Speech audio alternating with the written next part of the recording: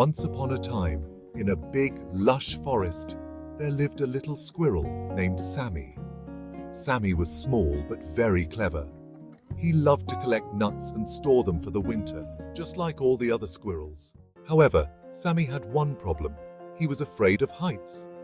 While his friends jumped from tree to tree, climbing to the highest branches, Sammy stayed close to the ground.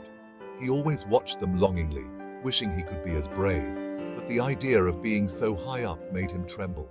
One day, while Sammy was gathering acorns, he heard a loud cry from above. It was Robin, the little bird, who had hurt her wing and was trapped in her nest at the top of a tall tree. She was frightened and couldn't fly down.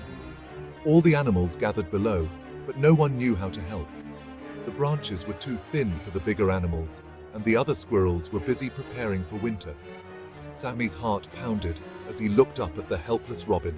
"I have to do something," Sammy thought, even though the idea of climbing that high terrified him. Taking a deep breath, Sammy started climbing the tree, slowly at first. The higher he went, the more his legs shook, but he kept reminding himself that Robin needed him. Halfway up, he wanted to turn back, but then he heard Robin's soft cry again. With courage building inside him, Sammy pushed forward.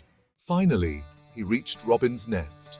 Carefully, he picked up the injured bird and carried her down, branch by branch. When they reached the ground, all the animals cheered for Sammy's bravery. From that day on, Sammy realized that being brave doesn't mean you're not afraid. It means doing what's right, even when it scares you. Moral of the story: true courage is facing your fears to help others. Make the background music interesting.